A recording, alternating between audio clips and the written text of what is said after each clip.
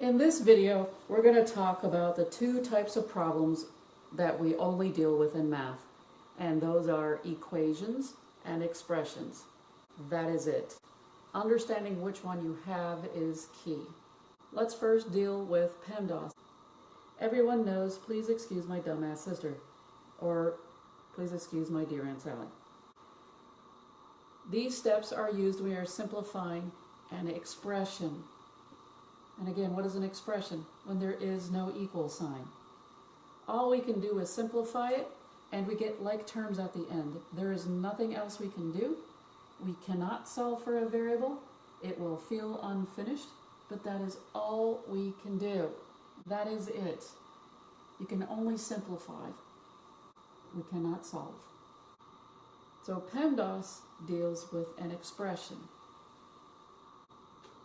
So let's talk about PEMDAS. What does the P stand for? P stands for parentheses. Now parentheses come in many forms. Most of us know the parentheses as the regular English parentheses, the curly brackets, and the standard brackets. What people seem to forget is that absolute value signs also act like a parentheses. If there's stuff to do in here, you have to do this first. And also people forget radicals as well. Radicals act like a parentheses. If there's stuff that you can simplify in here, you have to do that first. So these two are not common to a lot of people when they think of P for PEMDAS, but those need to be done if there is work to be done in those. So those are a little extra. E stands for exponent or power, or sometimes called a superscript if you look in older books. Like Superman, it flies, so it's above the number. So Superman, superscript. Exponent or power is how we normally talk about them. So I'm not going to go there because most people know what those are. The next thing is the M and D. And most people think that you must do the M first and then the D second. And that is not true. This is first, this is second, this whole thing is third. When you have these multiplying and division things going on in a glop, then you must do the glop of multiplying and dividing from left to right. Understand that. We read graphs from left to right. We also read math problems from left to right. So if division comes first, then you need to divide first in that problem. So there could be a lot of stuff, like you could do 12 divided by 4 times 7 divided by 2, and that's one thing that will happen. You don't multiply first, you do this glop of multiplying and dividing from left to right. You do these first. 12 divided by 4 is 3. Now that you got an answer of 3, 3 times 7, 21. 21 divided by 2, well crap, 21 over 2. So again, you do a glop of multiplying and dividing, meaning you've got a ton of multiplying and dividing all in a row. No plus signs in here. No minus signs. I'm not talking negatives. I'm talking there's no addition. There's no subtraction. You are left with a whole bunch of holy crap, mother of God, multiplying and dividing. You do it from left to right. You slowly and methodically work this way. That is what I call a glop. Once you've got this glop finished in your expression, then you need to add or subtract doing this glop last. And again, if you've got a glop of these, adding and subtracting, you could have 5 minus 3 plus 11 minus 2 minus 1 plus 6. Who knows? But if this is all you have left to do, notice the minus sign comes first. Then you've got to do the minus sign first. That's just the way it works. You don't add first because it looks easy. No, that's not how you do these. When they are found in a glop of addition and subtraction only, notice by this time there should be no multiplication or division left, then you do this glop from left to right. You go this direction. 5 minus 3 is 2. 2 plus 11 is 13. 13 minus 2, we're back at 11. 11 minus 1 is 10. 10 plus 6 is 16. So you go methodically from left to right. Notice, even in graphs, you move from left to right. It's very methodical. Everything we do is from left to right. So, This is a glop. That's what I consider a glop of addition and subtraction. Whatever goes first, you do those two first, and then you slowly, slowly, slowly, slowly go to the right. That's what PEMDAS is. Whatever you've got left, that's what you've got left. If you got a variable and a regular number, you can't do anything. You cannot play Math God and put in an equal sign and solve. If there was no equal sign in it, you cannot put an equal sign and solve it. You can't. So, okay, what is this new thing you're telling us? Because I've never heard of PEASMD before. Well, it's something I made up. Because as a student, I couldn't figure out what the hell was going on. Why isn't PEMDAS working all the time? Well, there's a reason. PEASMD, which is what we're going to talk about, these are the steps used when we are working with an equation. This is when we have an equal sign. So what we can do when we have PEASMD and we have an equation, we can solve for the variable. In other words, we get the variable by itself, such as x equals 3. But there has to be an equal sign given to use PEASMD. PEASMD switches stuff around a little bit. This is why PEMDAS doesn't work all the time. It's a rearranging of the addition and subtraction with the multiplying and dividing. No wonder people hate math.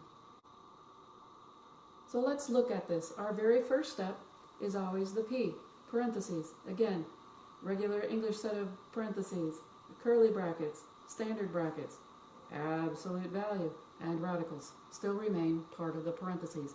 Whatever's in those, you need to do those first or get rid of them. When you solve, you need to get rid of those. So get rid of your parentheses, your absolute value, get rid of your radical, get rid of any type of parenthesis notation first. Distribute, work out, work out. That's the distribute part. So distribute, work out, work out. That's your first step when dealing with an equation. If you have an exponent, you need to work that next. Same thing. So step 1 and step 2 don't change. It's step 3. And yes, all of this, again, is considered step 3. If your adding and subtracting is found in a glop, then you need to do the glop from left to right. Now we are going to be solving.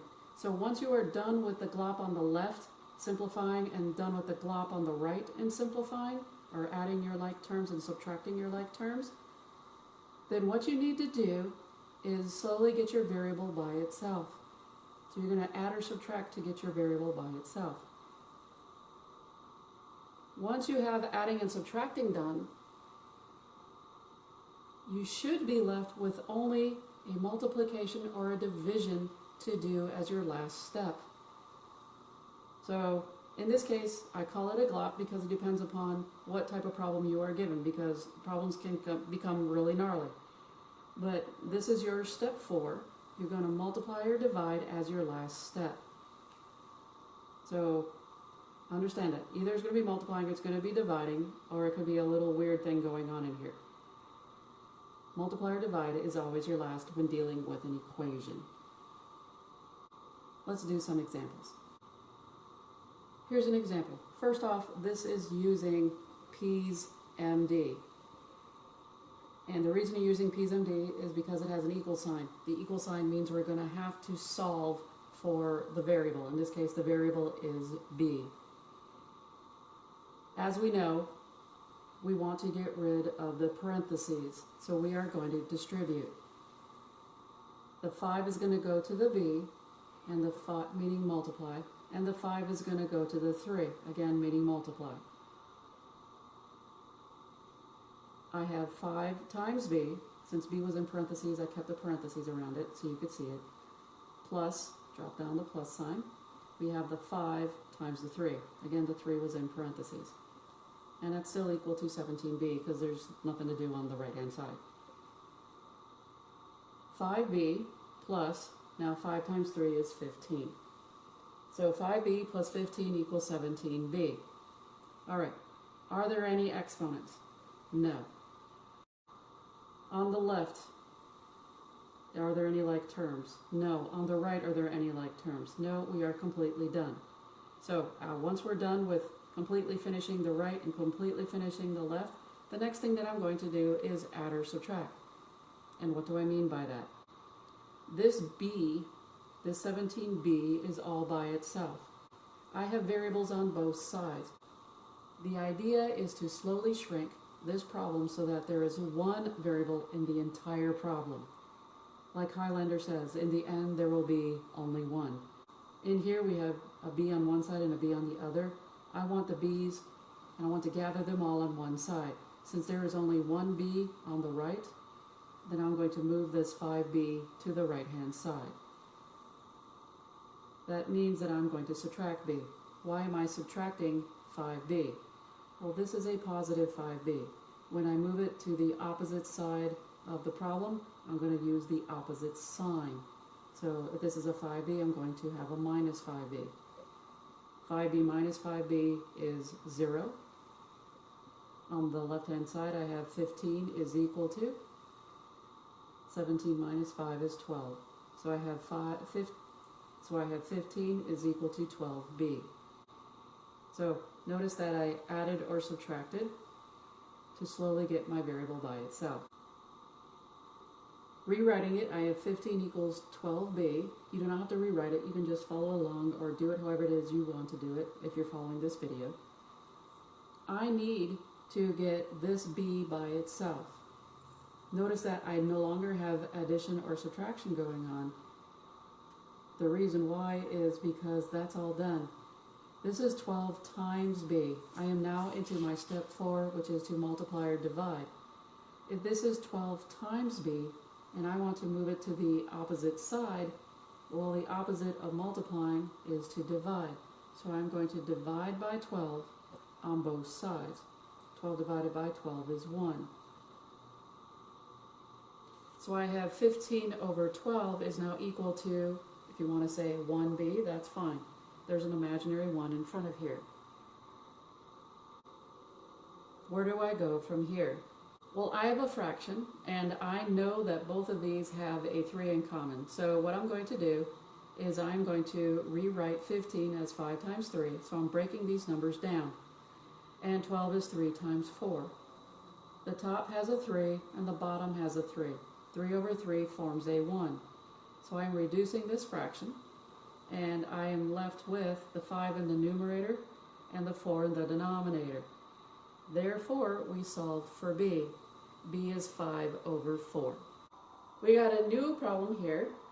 Oh crap, she double started. Yeah, I did. Hang on for the ride. It is an equation, which means we're going to have to use PEASMD. If there was no equal sign, you'd be using PEMDAS. But most people are really not interested in PEMDAS as much as they are, I just want to learn how to solve a problem correctly. Now I'm going to let you know, the reason I double start it is because there's something really interesting here. One side is a fraction, one is not. If I want to do this problem without a denominator, and I'll just let you know, you can write this as over 1 if you want. That way, one fraction equals one fraction, which, yes, I would actually say that. If you've got a fraction, make everybody a fraction. There is one little thing that I'm going to do to violate PEASMD, and that is I'm going to get rid of the denominator first, because most people hate fractions. And in this case, since it's only one fraction equals, now notice I put them both over 1, one fraction equals one fraction, I am going to violate this rule, so I no longer have a fraction, because I know how much you all hate it. So here's what I'm going to do. I'm going to multiply both sides by 7 over 1 to get rid of this lovely denominator right here. So I've multiplied 7 over 1, this side by 7 over 1. And on the left-hand side, 7 over 7 is 1. They disappear. Do not distribute. No, no, no, no. The whole idea is to get rid of this guy. On this side, notice that there's something interesting happening here. Notice I put parentheses around the x minus 1. This is one step where students go wrong. This, when I multiply this, now listen what I'm going to say, this side by 7, that means I'm multiplying everything on this side by 7, not just the 1 or not just the x. this ends up being a distribution problem. So when you have stuff on both sides, think of this as putting parentheses around bloody everything. From there, whatever you do, it will now make sense that this is 7 times all of this. This becomes a distribution problem. Because that's in fact what's going. This is the top. Give the top a group hug by putting in the parentheses. With the bottom, giving it a group hug. I don't really care. Top, group hug, parentheses. Put parentheses around bloody everything. Call it good. That way when you multiply everything by the reciprocal of this denominator, which is 7 over 1, that goes away. And then all of a sudden you realize that you have to distribute here. That is key. You might want to use that if you're not really happy with math, but that makes you remember what to do. I personally like that. Parentheses are around everything. It's understood they are there, but a lot of teachers don't tell you. So my denominator on the left-hand side went away, and I'm left with just 2x minus 5. Over here, on this side, I don't need the denominator of 1 anymore. I can let those go away and drop out because it's understood everything is over 1. And I'm just going to distribute my 7. I can distribute from behind just as well as in front. So if you want to rearrange it using the commutative property and just go, I'll just rearrange it real quick and give me 7 times x minus 1, you're allowed to do that. But understand you're going to get the same answer. So the left-hand side remains the same, 2x minus 5. When I distribute, I have 7 times x, drop down your minus sign, and 7 times 1. Again, anything in parentheses I kept as in parentheses, and from here I'm going to simplify this. I have 2x minus 5 is equal to 7x minus 7. So we got rid of our parentheses. And what is next? Well, next is to do the exponent. Well, there's no exponent on this one, so the exponents are gone. So parentheses gone, exponents gone. That's a step. I can skip it since there's nothing there. The next is to add or subtract. On the left, there's no like terms. On the right, there's no right terms, really. On the right, there's no like terms. What I'm going to do, since there are variables on both sides, I'm going to add or subtract to get them on the same side. Which of these numbers is the larger number? That's how I choose. Since 7 is the larger number and it's positive, I'm going to move the 2 to the right-hand side. That will save me a lot of grief when it comes to positive or negative and stuff like that. I'm going to take the smaller number, move it over to the larger number, add or subtract so that they're all on the same side. The idea is to slowly get your variables by itself. The opposite of a positive 2 is to subtract 2. Again, since I'm going to the opposite side, I'm going to use the opposite sign. Subtract 2, 2 minus 2 goes away. And I have negative 5 on the left is equal to 7 minus 2 is 5x minus 7.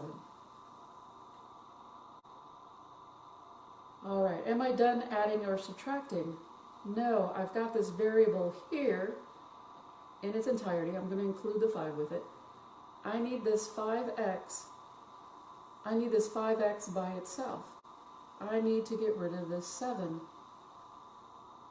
It needs to go to the opposite side of the problem, the opposite side of the equal sign, which means I'm going to be adding 7 to both sides. Negative 7 plus 7 gives me 0, and now I have negative 5 plus 7. On the right-hand side is 5x because 7 minus 7 is 0. 7 minus 5 is 2. Now that I'm done adding or subtracting, all I got left is multiplying or dividing. In other words, it's all coming down to just the variable. So we're on that step 4, multiplying or dividing on PEASMD. And since this is 5 times x, the opposite of times is divide. So I'm going to divide by 5 on both sides. 5 divided by 5 is 1. So I have 2 over 5 is equal to x. So in this problem, There was only one violation of our law, but other than that, PEASMDs follows through all the way to your final answer. Let's look at a new problem. I have 9 minus 4 times the quantity 2m plus 1 equals 5 times the quantity 6 minus 3m. Let me just say, this one can be a little bit of a hard problem because a lot of people forget that, one, this is an equal sign, which means it's not, please excuse my dear Aunt Sally, this is PEASMD. And yeah, there are parentheses. Notice that it says parentheses, then exponent, then add or subtract. I don't add or subtract right now and go 5 times the parentheses 2m plus 1. I need to get rid of these parentheses. What I'm going to do on this left-hand side is I'm going to spread it out some. This is 9 minus 4 times this. This is one term. This is a second term on the left-hand side. I'm going to split these up a little bit, put a little gap between them. As far as the right-hand side is concerned, it's still a distribution problem. And there are actually, believe it or not, there's 2 ways to do this problem. So let me explain a little bit later. Let's deal with the right-hand side. This minus sign right here is actually attached to the 4. Any sign in front of a number goes with it. So separating this apart, this is 9, space. And notice this becomes its own problem, negative 4 times 2m plus 1. On this side, there's only one term, this whole giant thing, 5 times parentheses. So this is already good to go. It's the left-hand side I'm more worried about with a lot of students. Space this out. This term is separated from here. This term is separated from here. Again, this minus sign is connected to whatever number's in front. Then space it. There's nothing to do with this 9, but I do need to distribute this one. So think of this as one problem and this as a separate problem on the left-hand side. Distribute your negative 4. Negative 4 times 2m and a negative 4 times 1. On the right-hand side, got the 9 separated. This is negative 4. Now, when it's negative, I like to keep it in parentheses because it's less confusing. So if it's an outside number that's negative, I put in parentheses. Anything in parentheses will also stay in parentheses, just to show where it came from. So I have negative 4 times 2m. I'm going to drop my parentheses. I'm going to drop my plus sign down. Then I take a negative 4 times that positive 1. Negative 4 times 2m plus negative 4 times 1. Left-hand side is done for a little bit. Over on this side, now I starred this because there are 2 ways to do this problem. You can do the following. You can do 5 times 6. And I'm going to go over here and shift gears for you. I can do 5 times 6, keep the minus sign, and just do 5 times 3m. This is the easiest way that I would say to do it. However, for those of you who are a little bit more savvy, what you can do is use this minus sign rule in math, which says if you got a minus sign, you can change it to plus a negative. And that is fine. That is very legit. That is a legitimate move. So if you want to use that, you would have 5 times 6 plus you'd have 5 times a negative 3 in this case. Whichever one you use, it's totally up to you. So I personally think this one's a little bit better, but if you want to use this one, this is okay. This just tends to be a little less confusing. Now what I'm going to do is leave the 9 here. I'm going to multiply through, because the whole idea of getting rid of the parentheses is to get the multiplication and get my simplified terms here. So I have negative 8m plus a negative 4. So if I change this to plus a negative, I get a minus sign. So I have 9 minus 8m minus 4 is equal to, plus a negative 15m is just a minus 15m. And what I'm going to do next is, on this side I do have like terms. If you understand the concept, that is great. For those of you it's been a while, let me explain something. One more time. The sign that's in front goes with that number. Again, plus a negative is a minus. So this is a negative 4 and this is a minus 8m. What I'm going to do is rearrange the right-hand side so that the 9 and the minus 4 are together. All I'm doing is rearranging. I'm taking this paper clip with this SD card and I'm just making them trade places. That is it. I'm not changing signs or anything. What I'm doing is just moving things because they're on the same side. I end up with 9 minus 4 minus 8m equals nothing to do on the right hand side because there's nothing to do. 9 minus 4 then gives us 5. 5 minus 8m is equal to 30 minus 15m. And what I'm going to do, as you can see I already crossed it out, so it must be having to do with the 15. When looking at these two numbers, which one of them is the smallest? And when we say small, I'm really dealing with negative numbers. So negative 8 is closer to 0, this is large. Negative 15 is further away from 0, so this is smaller. I'm going to move the smaller number to the larger number. I would have done the same thing if they were both positive. Move the smaller number to the larger number. So how do I do that? I'm going to be adding 15m to both sides. So we are past the parentheses, there were no exponents, we are adding or subtracting now to get our variables on the same side. 15 minus 15 is 0.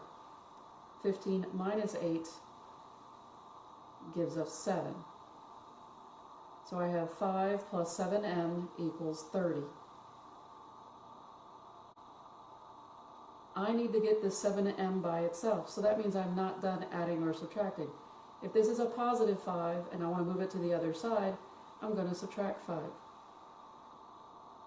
That gives me 7m by itself, and 7m is now equal to 25. From here, the only thing left for me to do is get rid of the 7. How do I do that? If this is 7 times m, I'm going to divide by 7. 7 over 7 is 1, and I get m is equal to 25 over 7. Leave it, do not change it to a mixed number. That is my final answer. Now in your homework, they may ask you to check your answer. You are given an equal sign, so we're going to need to solve for the variable. So what does this mean? Since we're given an equal sign, we have to use PEASMD. Let's go over this problem really quick. I have 7x minus 3 equals negative 66. I want to get 7x by itself. That means this minus 3 has to go. What is the opposite of negative 3? It's positive 3. I'm using opposite because I'm going to move it to the opposite side of the problem. I'm adding 3. These are opposite signs, so I'm going to do 66 minus 3 is 63. Keep the minus sign because that's the larger number in math. Now I have 7x is equal to negative 63. To get x by itself, I'm going to divide by 7 on both sides. X is equal to negative 9. Alright, you got your answer, which is what I was just trying to get across. You have an answer to your problem. How do you go about checking it? Let's check our answer. Here is our original problem, but I put parentheses around it. 7 times x minus 3 equals negative 66, and we said our answer when we solved it was negative 9. I want to know if this is the right solution. Is this really true? Your text could actually give you just this and say check that number. Okay. When you have a variable, you only want the variable on the inside. If there is a power, leave the power on the outside. So if there was a power 2, we'll leave the power 2 here. And the only thing in parentheses is the x, so the 7 should not be in here. No number should be in here. The only thing in this parentheses should be the variable. I am then, for my next step, going to replace this x with negative 9. And this is the question, does the left-hand side equal the right-hand side? Let's multiply through. 7 times a negative 9, well, a positive times a negative is a negative, and 7 times 9 is 63. 63 is negative, because again, that was a negative 9 times a positive 7. Negative 63 minus 3, does that equal negative 66? If they are both the same sign, add them, which is 66, and keep the sign. Both sides are equal. What does that mean?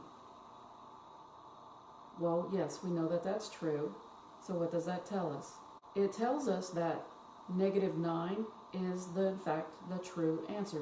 It is the answer to this problem because both sides are equal. You got the same number on both sides. So when you plug in a number, when you check, you should have the same number on both sides.